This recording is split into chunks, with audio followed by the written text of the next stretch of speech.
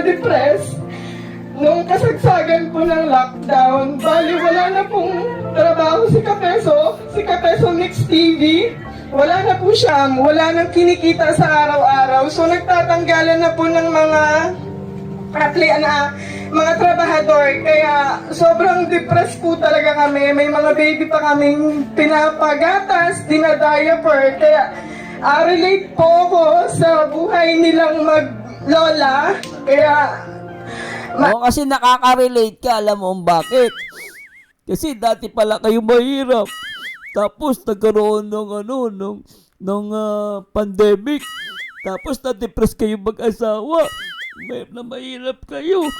Ngayon, dati wala kayong bahay. Ngayon, may bahay lang kayo, tapos may kotse pa. mga trabaho.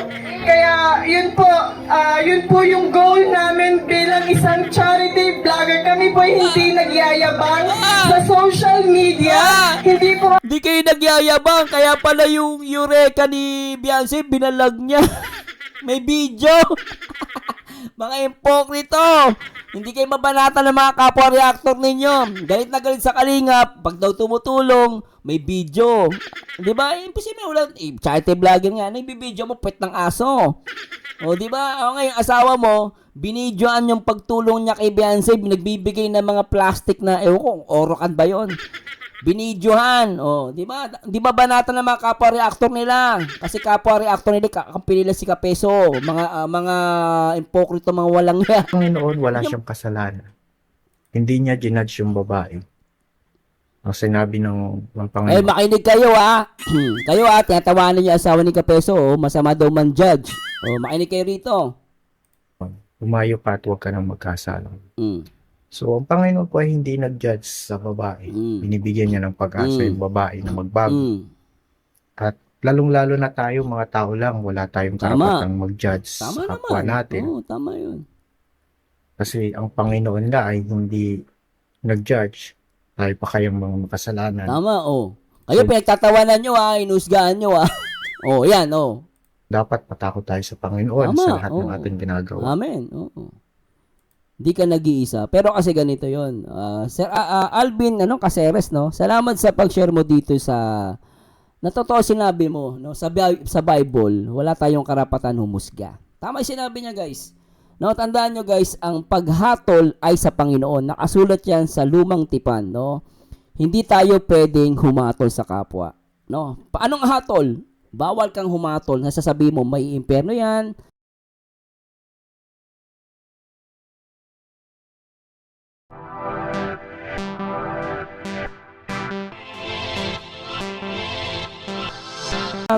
Grabe yun. 2 years na pa nang nakaano si Ate Roda sa akin. Tama ba? 2 years na? Grabe, no? Grabe ka, ate. Salamat po. Mahigit 2 years. Okay, simulan natin to guys.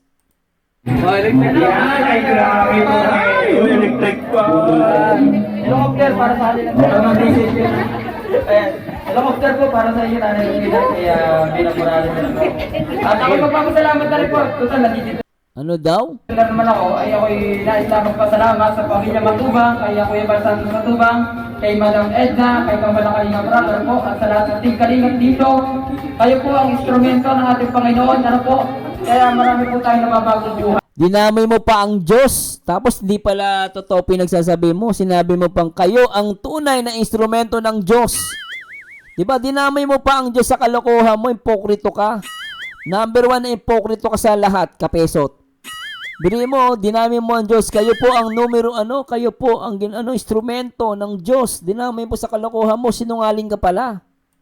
Kaya marami po tayong nababagong buhay. Tulad po nila Nanay Rufina at ni Binang Morales at marami pa pong iba. Maraming salamat po sa pamilya Matubang at sa lahat po ng ating kalingap partners, sila Bebang, Tuklo, ayan, sa Tuklong! Napagkakalatanda lang sa mukha ito, pinabagay. Tuklong! Ayan, maraming salamat po sa inyo lahat. Oh. Ano ba yan? Oh, tignan mo, tutulong ka, may camera. Sabi mo, wag tumulong na may camera. Oh, kay Beyonce, ginawa mo din, nagbigay ka ng washing machine. May camera, may video, may vlog. Napaka-impokrito mo, number 1 ka, boses ka na mahirap. Napaka-impokrito mo, Kapeso.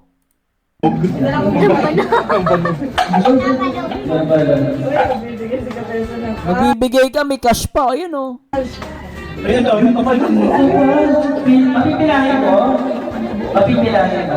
Number 1 ka nga, ipokrito, kakahiya ka. Binabanata mo yung kalingap. O ngayon, kay Beyonce lang, paldo ka eh. Hinayaan mo siyang i-vlog yung binigay mo. Napaka-impokrito mo. Tapos yung mga kasama mo mga reaktor, hindi ka binabanatan. Galit na galit sila sa kalingap kasi may camera. Ikaw ginawa mo, hindi ka mabanatan ng mga tanga mong kasamang reaktor. Napaka-impokrito ninyo.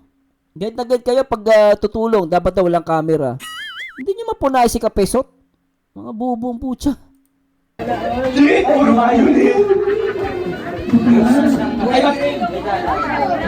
Sobrang mga impokrito yun, no? Pasensya na po ah. May dollar? Galing sa Amerika. Alam ko, Laguna lang yan. Uy, tago-tago mo yan mamaya ha. Mamawala yung wallet. Ayan po, Oo, tingnan mo, inaabot pa, may video, oh. Tingnan mo yan, oh. Ginawa mo din pala eh. Sabi mo, matagal na to. No, kahit matagal na to, ginawa mo to.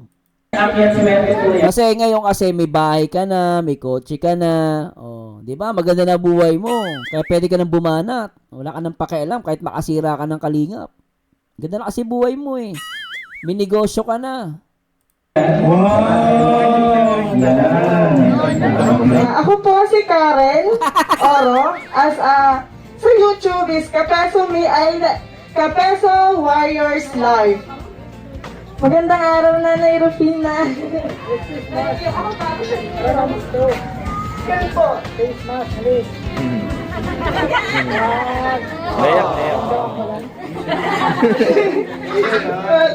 Hindi. Masaya lang po ako para kay Nanay Rufina at kay Dina Morales. Kasi naranasan din po namin maging mahirap. Naranasan din po namin walang bahay. Tapos, sa totoo lang po, naranasan din po namin ma-depress nung kasagsagan po ng lockdown. Bali, wala na pong trabaho si Kapeso Mix TV. Wala na po siya, wala nang kinikita sa araw-araw. So, nagtatanggalan na po ng mga trabahador. Kaya, sobrang depressed po talaga kami. May mga baby pa kaming pinapagatas, dinadiaper. Kaya, relate po ako sa buhay nilang mag-lola. Kaya, Oo, kasi nakaka-relate ka, alam mo bakit? Kasi dati pala kayo mahirap. Tapos nagkaroon ng pandemic. Tapos na-depress kayo mag-asawa. Mahirap kayo.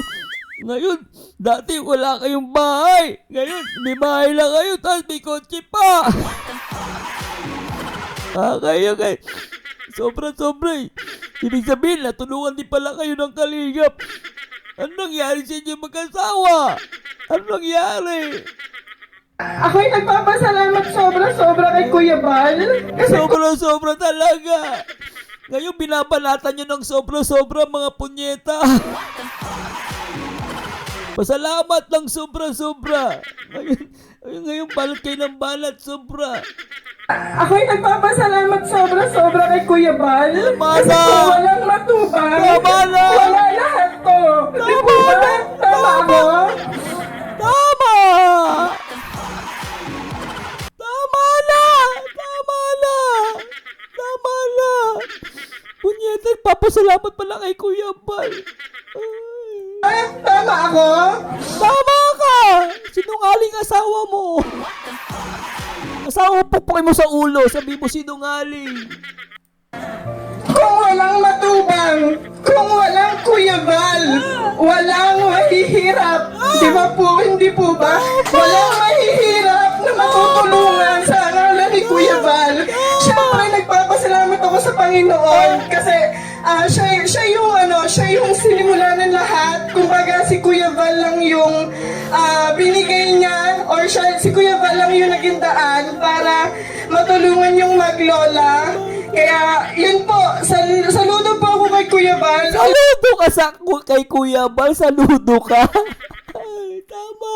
Ito na ayaw ni Kuya Bal na iniidolo siya. Pero para sa akin po, Oh, punyeta kayo. Biriin mo. Sabi nyo, ang Kalingap kulto.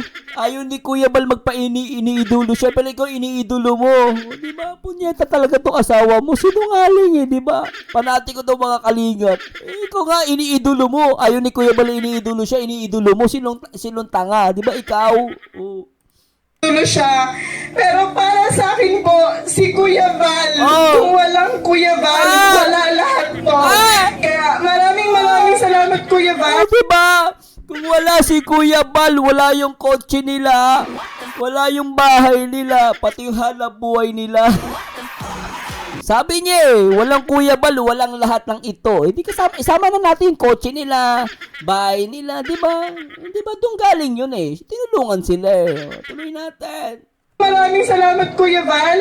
Pasensya na po kayo kasi laking hirap lang din po kami. Yun po, Laking hirap kayo. Saan galing ang bahay ninyo? Saan galing ang bahay ninyo? Tsaka kotse, tsaka hanap buhay. Saan galing yon? Oh, laking hirap eh, di ba? Biri mo, galing ka sa pandemic, walang trabaho. Saan galing yon? hindi na isang oras Kuya Val Ayun po, maraming salamat po sa inyong lahat. Pakisuportahan po lahat po kami dito mga charity vlogger. Lalong-lalo na po yung mga Kalingap team. Suportahan niyo po kaming lahat kasi ang hangarin po namin is makatulong sa mga kababayan Yun naman nating pala eh. mahihirap po. Although na mahirap din po kami, gusto lang po namin magkaroon or mapasaya or makatulong sa madaling salita para sa ating mga kababayan na naghihirap po. Lalong-lalo na po sa mga senior citizen, sa mga bata po na... Lalong-lalo na sa mga senior citizen, yung asawa mo ang minamarket ngayon si Beyonce. Bakit puro pala, pag malaki pala pamamahal sa senior citizen? Sabi mo sa asawa mo, mag-content ng senior citizen, tumulong. Bakit ngayon ayaw nyo nang tumulong sa matatanda? Gusto nyo sa mga winakwak sa Kalingap. Gusto nyo mga bata. Anak ka ng pateng. Alam po nating nahihirapan sa panahon ngayon kasi nagkakaroon sila ng yung mga magulang Sabi ni Boss Richard, galing sa sponsor ng Kalingap na ginapang ni Kapisot. Sabi ni Prensky, iboto natin sa ate. Sabi ni Commander Chuba, sabi ni Makagago, palakpakan natin ang putang inang yan. Huy! Ikaw talaga. nila, walang mga trabaho. Kaya yun po yung goal namin bilang isang charity vlogger. Kami po hindi nagyayabang sa social media. Hindi po Di kayo nagyayabang, kaya pala yung Eureka ni Beyonce, binalag niya. May video. Mga impokrito. Hindi kayo mabanatan ng mga kapwa-reactor ninyo. Galit na galit sa Kalingap. Pag daw tumutulong, may video. Di ba? Imposible ulan. Charity vlogger nga. Nagbibideo mo, pwet ng aso. O, di ba? O ngayon, asawa mo, binidyoan yung pagtulong niya kay Beyonce. Nagbibigay ng mga plastic na, ewan ko, orokan ba yun? Binidyohan. O, di ba? Di ba banatan ng mga kapwa-reactor nila? Kasi kapwa-reactor nila, kakampi nila si Kapeso. Mga impokrito, mga walang ya. Di nyo mabanatan. May camera. Oh, di nyo mabanatan eh. Oh. social media, hindi po kami nagpapahanga para Hindi nagpapahanga. May video nga. May video. Kinontent nyo pa yung tulong nyo kay Beyonce. Mga impokrito. hangaan nyo, hindi po. Maganda po yung aming mga hangarin. Kaming lahat, although mga charity vlogger po. Lalong-lalo na po si Kuya Val. Kaya please lang po sa lahat ng nanguhusga kay Kuya Val, please lang, itigil nyo na yan. Pagsabihan mo yung asawa mo, siyang numero unong nanguhusga. Siya. Pagsabihan mo. Nanguhusga kay Kuya Val, please. Yung punyet ang asawa mo ang nanguhusga kay Kuya Val. Pagsabihan mo. Pagsabihan mo yung asawa mo. Na po si Kuya Val. Kaya please lang po sa lahat ng nanguhusga kay Kuya Val, please lang, itigil nyo na yan. Kasi sila Kapeso, itigil mo na yung kalokohan mo, Kapeso. Kapeso, tigil mo na yan. lahat ng nanguhusga kay Kuya Bal, please lang, itigil nyo na yan. Kasi si Lord lang ang nakakaalam at nakakakita ng lahat. Yun lang po, maraming salamat. Ayun mga kalingap. Sabi natin lang po na pareha sila ungrateful, thank you patawa sa mga sinasabi. Ay, nako. Oh. Salamat Salvador Gonzalez. Ganun ba? Kamukha to si Agbayani. Best Actress Mrs. Capeso, 'di ba? Sabi ni Langgam sa dagat, charity vlogger, mga in-scout, mga sponsor, 'di ba? Charity vlogger, sabi ni Langgam sa dagat. Charity vlogger daw pero ang in-scout sponsor, mga punyeta talaga, 'di ba? 'Di ba? Ang in-scout sponsor. 'Di ba? Ngayon, gumanda buhay nila. Dahil pa nga nilang OFW, ibang OFW. Sabi, Sir Mars, OFW po ako. Sir Mars, 25 years na ako sa abroad. Hindi ako nagpagpatayo ng bahay. Wala nga ako negosyo. 25 years, dinaig pa nila. Siya nga, tingnan mo. Kailan lang yung pandemic, di ba? Walang-wala, na-depress sila. Nagkaroon ng bahay, di ba? Nagkaroon ng bahay, ng kotse, di ba, ng business. Di ba, saan manggagaling lahat yan? Ano ba tinapos ni Capeso? Anong background nila? Ba't nila nakuha yung ganon? Di ba? Sabi ko sa iyo, pupunayin niyo yung kalingap, tignan niyo yung sarili niya. Kitang-kita, di ba? Walang-wala, inamin nila, mahirap sila, walang-wala, inalis sa trabaho. Paano nagkaroon for how many years? Agad siya? Nakapag-produce ng gano'n? Questionable yun. Kasi kung totoo sinasabi ni Marilyn TV na ultimate appliances galing sa sponsor. Di ba? Tinatanong ko lang. Ano ba tinapos mo? Ano bang credential mo? Nagkaroon ka ng bahay, nagkaroon ka ng kotse, tsaka puhunan sa negosyo mo. Tanong ko, saan galing yung pera mo? Di ba? Ako, hindi mo pwede questionin. Engineer ako, nasa abroad ako. May kotse ako, may bahay ako. Hindi mo pwede question. Kaya sabi mong nagba-vlog, mas malaki sahod ko kaysa YouTube. Ang tatanong ko sa iyo, yung hanap buhay mo, kotse mo, saan galing yan? Baka magulantang ka. Saan galing yon? Baka ma-question ka sa mga pag binackground check ka. Di ba? Sabi lang sa dagat, Pisot, makinig sa asawa mo, wag daw mangusga. Mambira ka. Sabi ni Oliver at China, ituloy mo kapeste ang balahura sa kalingap. At napakaganda po nung message ni Madam. So, siya po yung misis ni Capeso na wag nating i-judge. Meron pong kwento sa Bible. Meron pong isang babaeng nangalunya. So, hinarap siya. Iniharap po yung babaeng nangalunya sa Panginoon. Sabi po ng mga tao, sa batas po ay kailangan batuhin yung babae sa batas ni Moises. Hello, Benny. Hanggang sa ito ay mamatay. Pero ano po ang ginawa ng Panginoon? Ang sabi ng Panginoon, sa sino mang hindi nagkasala, ang siyang unang bumato sa babae. Alam niyo po ba wala pong nangahas na bumato dun sa babae sapagkat lahat na nandun ay nagkasala. So ang Panginoon wala siyang kasalanan. Hindi niya ginudge yung babae. Ang sinabi ng Panginoon. Makinig kayo kayo tinatawanan niyo asawa ni Capeso, masama daw man judge. Makinig kayo rito. Umayo pa at huwag ka nang magkasala. So ang Panginoon po ay hindi nag-judge sa babae. Binibigyan niya ng pag-asa yung babae na magbago. At lalong-lalo na tayo, mga tao lang, wala tayong karapatang mag-judge sa kapwa natin. Tama yun. Kasi ang Panginoon nga ay hindi nag-judge.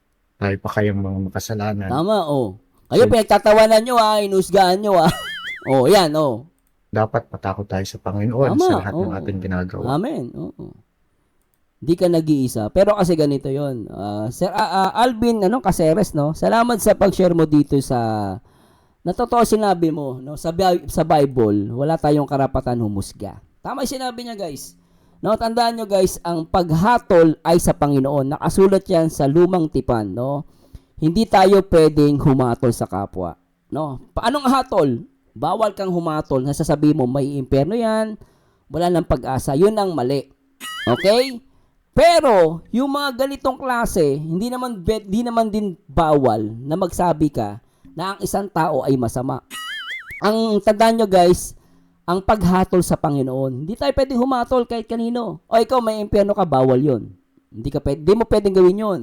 Hindi mo din pwedeng sabihin na hindi siya pwedeng magbago. Bawal yon. Pero, kapag ang tao alam mong ulul, no? Sabi nga, no? Ang Biblia gumagamit ng salitang tanga, ulul, no? Gumagamit sila kasi may mga taong ulul. May mga taong manloloko. Yung ba, paghatol yun. Kunwari, nakita natin ito. Tulad na ito, ipokrito. Ako, sasabihin ko, ipokrito to. No?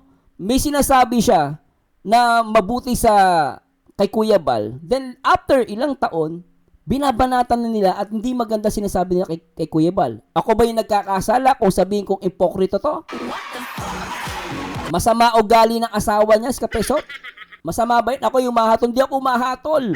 Yun ay based sa ginagawa niya at nakikita sa mga pinagsasabi niya. Eh kung sabihin ko si Kapeso tarantado, mahatol ba? Hindi ako mahatol. Kasi totoong tarantado si Kapeso. Issue pinag-uusapan ng lalait ng kapwa. Kaya binabalikan ko din. Yun ay hindi paghatol. Minsan, ang paghatol lang is huwag kang magsasalita na sasabihin mo, siya magnanakaw. Ikaw rin pala nagnanakaw ka. Tandaan nyo guys, lahat ng tao may karapatan magbago. Pero hindi masama kung sabihin mo ang isang tao ay tarantado. Masama lang yan kung ang tao mabait, sasabihin mo tarantado. Parang si Kuya Bal, si Kuya Bal, sabihin natin, mabait. Tapos tinawag mong magnanakaw. Tinawag mong ganito, ganyan. Ayun ang masama. Pero ang tao, talaga nakitang-kita mo katarantaduhan. Kahit sabihin mo katarantado, hindi ka nagkakasala sa Diyos. Kasi totoo naman tarantado. Ganun lang yun. Ako ay nagtuturo sa inyo guys, no? Hindi bilang isang pastor, Hindi ako pastor. Pero kung babasahin mo Biblia, ang Biblia, tinatawag nilang yung mga bulaang propeta, tinatawag nilang mga asong ulul. 'Di ba? Asong ulul nga ang ano doon eh. 'Di ba? Kahit marami kang mababasa sa Biblia na ginagamitan ng mga minsan pag sinabi sa Bible tamad, di tamad, ganun. Hindi paghatol 'yon. Tandaan niyo ang paghatol, yung paghatol na iba ano mo siya, sasabihin mo siya may impyerno siya, bawal 'yon. Hindi natin pwedeng sabihin ng tao may impyerno kasi 'yun ay hindi natin trabaho ng Panginoon na humusga. Ganun lang po 'yun, pero lahat tayo ay may karapatang magbago. So talagang mabait lang si Alvin. Siguro talagang mabait siya, pero ako kasi hindi ako mabait eh. 'Di ba no? Ma'am Sinaida, sa husgado sa Mars may paghatot, tao lang tayo. Yeah, so doon nahahato. Yun naman eh paghatol yun sa tao. Ganun lang yun, oo. Pero ako kasi talaga na hipokrito ako sa kanila. Pwede gamitin yung batas ng tao para usigin ang nagkasala. Tama po. Iba yung batas ng tao sa batas ng Diyos, no? Kasi hindi naman pwede natin sabihin na mababait sila. Parang wag natin i-bash kasi parang ganoon ang dating sa akin eh. Wag natin silang i-bash. Parang ang dating kasi, alam ko, ibang version kasi yun eh. Yung sa babae na, sino yung dito?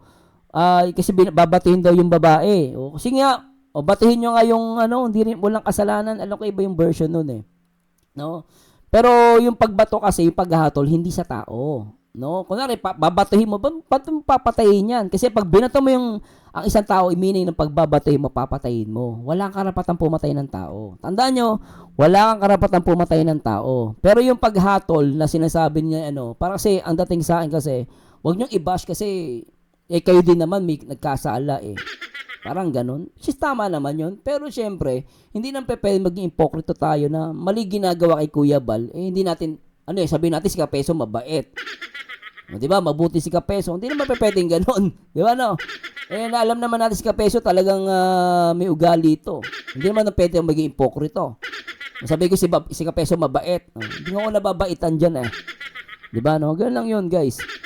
Di ba? Para sa akin kasi, nagsasabi lang. Pero hindi po ako nagtuturo sa inyo. Nasa inyo po yun. Kung ano ang inyong pananaw doon. Kasi baka mamaya isipin, masasama kalinga parang ano ba yan? Nambabash kayo. Kayo rin naman may ginagawang masama. Di ba? Yun naman yung punto doon. Pero sa akin, masasabi ko lang, talagang si Kapeso, hindi maganda ito ginagawa. Di ba? Yun lang naman yun. Si Magdalena yung binabato ng mga tao. Hindi po, hindi si Magdalena. Wag po. Wala natin pag-usapan ng Bible, baka kasi magkamali kayo. Masama po ang magdagdag at bawas sa Biblia kasi baka mahatulan tayo. So, hindi po si Magdalena ang binato. Hindi po, hindi po. Okay, ano naman tayo? Iba namang topic. Yun lang po, no? Yun lang po ang share ko doon, no? Pero yun nga, yung sinasabi ko na, yung paghatol ay suggestion. No? Pero tayo hindi natin hinahatulan sila. Basta as long as may buhay, may pag-asa. Ganun naman po Kailangan ko na Teka lang. Oh, nakuha nyo po ba? Nakuha nyo po yun? Nakuha nyo, no? Hindi paghatol yung pagtutuwid lang sa mali asal. Yes, Jonathan Vargas, tama yun. Oh, tinutuwid mo. Kasi hindi naman pwede tayo humatol. Ang humahatol lang ang Diyos. Ganun lang po yun. Kesa yung sinasabi mo yung katotohanan. Okay? Magkaiba yun. Baka mamaya nakokonsensya kayo. Sir Marsano, paano yun? Ako din naman, sir, may kasalanan ako. Hindi. Okay lang yun. Walang problema yun. Ay, nako, oo. Netzena, basta ako ang alam ko lahat ng tao may bad side at good side except kay Kapisot, lahat ng bad side inakot na niya. Yun nga po, no? Matindi talaga to si Kapeso. So, yun lang po masasabi ko ha. Pero yung ito sa ni asawa niya, nakakalungkot lang. No? And ako nakikita ko rito, produkto sila ng Kalingap. Nakakalungkot lang kasi kasi naging impokrito sila. Na parang ang dating, ang Kalingap, may ginagawang masama. No? Ganun ang nasa isip nila. Pero kasi, marami kasi ngayon talagang galit sa mga charity vlogger. Napapansin ko na rin Dumadami yung mga charity galit sa mga charity vlogger. Dahil nga, inaisip nga nila na pinagkakitaan nila yung mahihirap. No? Ganun yung nasa isip nila. Binibidyohan. Kasi ako, totoo lang guys, mas gusto kasi manood ng charity vlogger No? Depende na lang yan sa isang charity vlogger. Kaya magugulat kay Kapisot, bakit Kalingap yung binabanatan niya? Ginagawa ni Daddy Frankie. Ginagawa ni halos lahat ng charity vlogger. Sila Pugumbero. Pero pares lang naman ginagawa. Pero bakit Kalingap yung binabanatan niya? Kasi nga, hindi naman yan talaga dahil may boses siya. Gusto niya magtanggol. Gusto niya lang gumanti sa Kalingap. Yun ang katotohanan doon. No? Kung talagang boses ka na mahihirap, at inaano mo yung mga charity vlogger, dapat pati si Pugong Biyahero binabanatan mo. Pugong Biyahero, sila King Lax, at iba pang mga charity vlogger. Bakit Kalingap? Is obviously naman na gusto mo lang gumanti sa Kalingap.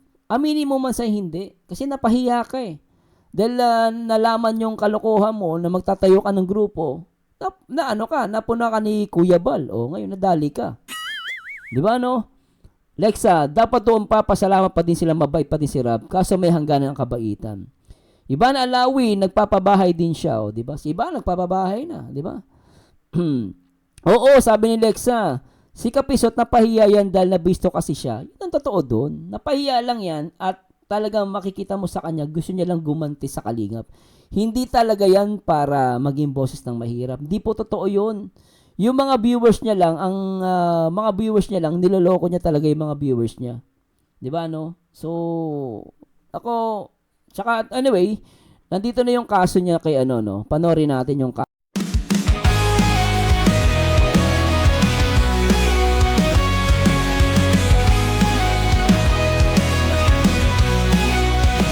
Magsano, tunay ang salita. Pagreaksyon ng usapan, siya'y nauna. Sa vlog, nga'y damang-dama. Ang puso't nalasakit, di nawawala. Marsano TV.